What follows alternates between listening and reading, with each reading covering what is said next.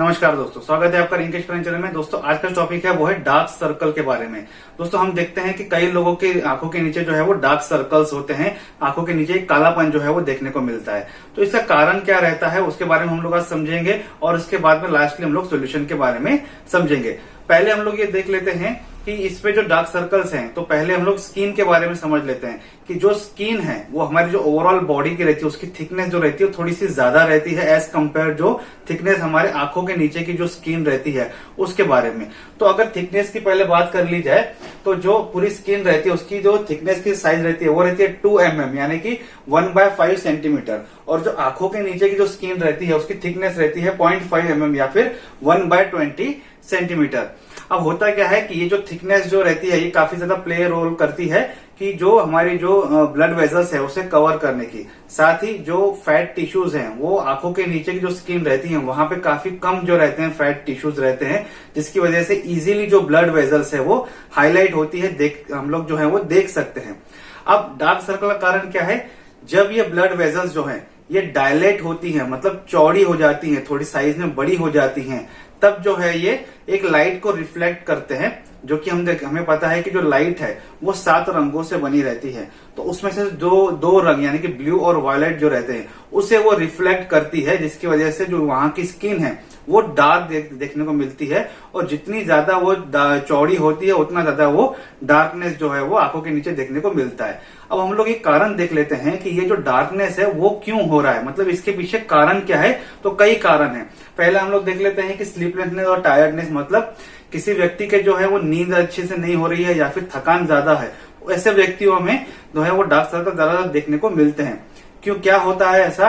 उनके बॉडी में cortisol increase हो जाता है, जिसकी वजह से बॉडी को एनर्जी प्रोवाइड करने के लिए ग्लूकोज की लेवल जो है वो मात्रा जो है वो बढ़ानी पड़ती है। इसलिए वो कुछ ब्लड वेजल्स को जो है वो डायलेट करती है और कुछ ब्लड वेजल्स को कॉन्ट्रैक्ट करती है, जिसकी वजह से आंखों के नीचे डार्क सर्कल देखने को मिलते हैं, क्योंकि वहां की ब्लड वेजल्स डायलेट हो जाती है और लाइट को रिफ्लेक्शन की वजह से वहां पे ज्यादा डार्कनेस जो है वो देखने को मिलता है। दूसरा है लो इनटेक ऑफ वाटर। यहाँ की जो स्किन रहती है as compare to other body skin तो है थोड़ी ड्राई ज्यादा रहती है, क्योंकि यहाँ पे फैट टिश्यूज कम रहते हैं, तो सिबेशियस जो ग्लैंड जो सीबम रिलीज करती है वो एज कम्पेरेटिवली कम करती है, तो ड्राईनेस ज्यादा रहता है।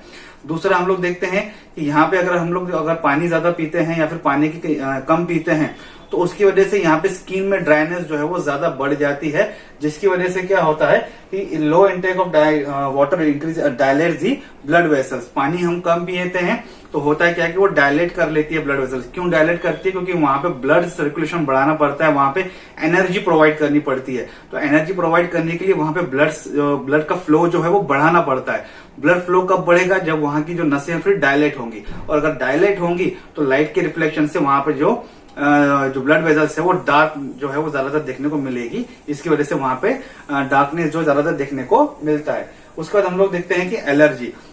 अब एलर्जी में हम लोग देखते हैं कि जो हमारे यहाँ की स्किन है, नाक की, मुंह की, ये जब कनेक्टेड है आंखों के साथ, तो जब हमें कोई एलर्जी होती है, इन्फेक्शन होता है, या कई लोगों को ज्यादातर सीजनल एलर्जी रहती है, तो जब वो छींकते हैं तो हमारी बॉडी क्या करती है कि हिस्टामाइन नाम का एक प्रोडक्ट जो है वो हमारे शरीर में रिलीज करती है, जो कि क्या करता है कि कुछ ब्लड वेजल्स को डायलेट कर लेता है। तो जिनमें एलर्जीज होती है उनमें भी ज्यादातर देखने को मिलता है कि यहाँ पे डार्क सर्कल ज्यादा रहते हैं, क्योंकि ब्लड वेसल्स डायलेट हो जाती है, लाइट के रिफ्लेक्शन में वो हम देखते हैं कि डार्क देखने को मिलती है हमें।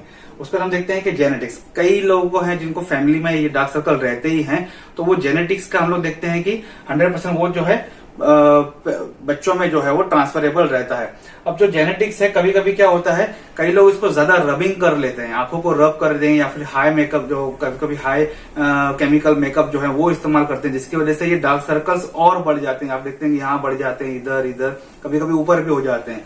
तो कभी कभी क्या होता है, जेनेटिक्स को वर्स हम लोग उसको आंखों की केयर न करते वक्त भी करते हैं, और कभी कभी मेकअप की वजह से भी ये हो जाता है। उसको देखते हैं न्यूट्रिशन एज। ये कॉमन है, अगर न्यूट्रिशन हम लोग खान पान अच्छा नहीं रख रहे हैं तो एनर्जी कम रहेगी, शरीर में जो चेंजेस आने चाहिए, जो एक अच्छा हेल्दीनेस आना चाहिए वो देखने को नहीं मिलेगा, और एज के हिसाब से काफी कमियां जो आती हैं शरीर में, उसकी वजह से भी वन ऑफ द रीजन है। अब सॉल्यूशन पे आते हैं। सॉल्यूशन जो रहेगा वो डिपेंडिंग अपॉन कि क्या रीजन है, कॉज क्या है, उसके हिसाब से सॉल्यूशन रहेगा।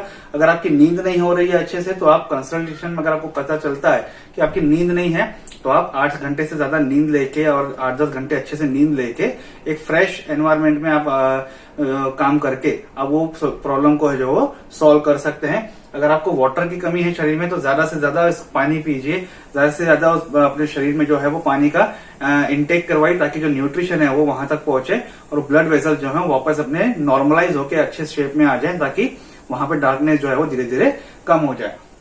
कोई एलर्जी वगैरह ट्रीटमेंट है तो एलर्जी वगैरह हम देखते हैं कि किसी को डिपेंड करता है कि एलर्जी जो है वो डॉक्टर क्या कंसल्टेशन देता है उसके हिसाब से। बच्चों के मामले में कभी कभी ये वर्स भी हो जाता है तो ये कंसल्टेशन के ऊपर है, आप कंसल्टेशन करके कुछ मेडिकेशन के द्वारा इसे कंट्रोल कर सकते हैं।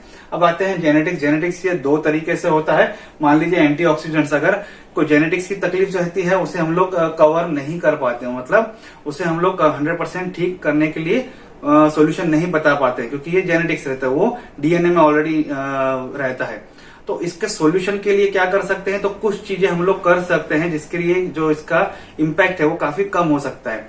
हम लोग एंटीऑक्सीडेंट का मतलब क्या रहता है कि जो फ्री रेडिकल्स का जो इम्पैक्ट रहता है, फ्री रेडिकल्स क्या रहते हैं, जो बाहर का डस्ट या फिर बॉडी में कुछ प्रकार का इन्फेक्शन हो जाता है तो फ्री रेडिकल्स रहते हैं, उसे हम लोग कम करते हैं। तो ये डार्क सर्कल की तो तकलीफ है ड्यू टू जेनेटिक्स, उसे हम लोग कम कर सकते हैं।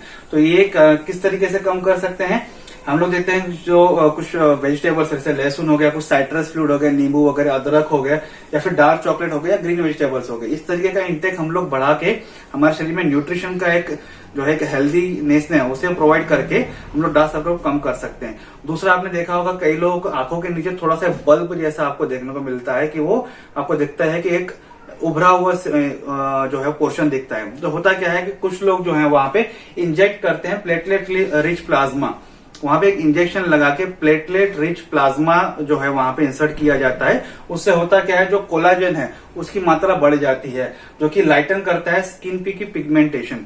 अब वहां पे फैट लाइक एक टिश्यू अगर आ जाएगा तो वो जो ब्लड वेजल्स को है वो उसको सप्रेस कर देगा। अगर ब्लड वेजल को सप्रेस कर देगा तो वो लाइट से रिफ्लेक्शन करके हमें डार्क सर्कल्स जो है वो देखने के लिए प्रोवाइड जो है एलिजिबल जो है वो नहीं रहेंगे। तो उसके बाद हम देखते हैं इंक्रीज द स्किन क्वालिटी। तो कोलाजन जो ये प्लेटलेट रिच प्लाज्मा अगर हम लोग इंजेक्ट करते हैं तो उसकी वजह से हम देखते हैं कि जो स्किन की जो क्वालिटी है वो भी इम्प्रूव होती है। तो ये जो बात करनी रहती है, जो अगर इंजेक्शन से रिलेटेड है तो ये आपको प्रॉपर कंसल्टेशन लेने के बाद ही करना है, ना कि हमारे जैसे वीडियो देख के आपको कोई डिसीजन लेना है। आपकी कंडीशन जो है वो डॉक्टर के साथ कंसल्ट करके उसके बाद ही आपको डिसीजन जो है इस बारे में लेना है। उसके बाद हम लोग देख लेते हैं कि अगर आपको टेम्पररी कोई सोल्यूशन चाहिए तो अगर आपको कहीं से पार्टी वगैरह में जाना है या कुछ काम है अगर आपको, या फिर टेम्पररी अगर आप चाहते हैं कि सोल्यूशन मिले तो आइस पैक्स अगर आप आंखों के सामने रख सकते हैं या फिर आइस टी बैग्स भी जो है वो भी रख सकते हैं। होता क्या है, हम देखते हैं कि जब ठंडा जो कोई चीज हम आंखों के आसपास रखते हैं तो जो ब्लड वेसल्स को है वो उसे सप्रेस कर देती हैं, कॉन्ट्रैक्ट कर लेती हैं कुछ समय के लिए। ठंडे का जो ये स्वभाव ही रहता है, कुछ ठंडी अगर चीजें रखी जाती हैं तो वहां के जो ब्लड वेसल्स है उसे सप्रेस किया जाता है और गर्म जो चीज रहती है वो डायलेट कर लेती है। तो जैसे वो सप्रेस करती है तो डार्क सर्कल का इम्पैक्ट जो रहता है काफी कम हो जाता है। और जो टी बैग्स हैं उसके अंदर एंटीऑक्सीडेंट्स रहते हैं जैसे हमें पता है, तो एंटीऑक्सीडेंट्स अपना रोल क्या करते हैं, वो भी इसे डायलेट करने, इसे कॉन्ट्रैक्ट करने में जो है वो काफी मदद करते हैं ब्लड वेसल्स को। इसके बाद हम लोग देखते हैं कि जब रात को हम लोग सोते हैं तो हम लोग अगर स्मार्टफोन लेके अगर कुछ काम करके हम लोग देखते हैं और अंधेरे में कोशिश करके देखते हैं कई लोग कि भाई अंधेरे में हम लोग कुछ चैट वेट कर लेते हैं, कुछ बातें करते हैं या फिर कुछ वीडियोस देखते हैं, तो उससे क्या होता है कि हमारी आंखों पे काफी ज्यादा इम्पैक्ट पड़ता है, ड्राइनेस ज्यादा बढ़ता है और काफी ज्यादा जो विजन जो है वो भी डिस्टर्ब हो सकती है और इसके कारण भी डार्क सर्कल्स होने के काफी ज्यादा कारण हो सकते हैं। तो अवॉइड कीजिए स्मार्टफोन को रात के समय में अंधेरे में देखने का, कोशिश करके रात को अवॉइड कीजिए सोने से पहले, इससे आपके आंखों को एक अच्छा नरिशमेंट मिल सकता है। तो आज का टॉपिक एक सिंपल टॉपिक था डार्क सर्कल के बारे में। आई होप आपको आज का वीडियो अच्छा लगा होगा। वीडियो अच्छा लगे तो लाइक और शेयर जरूर कीजिएगा। अगर आपको कोई कमेंट है तो आप कमेंट बॉक्स में कमेंट कर सकते हैं। आप ये भी बता सकते हैं कि अगर आप डार्क सर्कल के लिए कोई और ट्रीटमेंट अगर ले रहे हैं तो वो भी आप कमेंट करके बता सकते हैं। और मुझे इस चैनल को सपोर्ट करने के लिए प्लीज सब्सक्राइब कीजिए। Thank you.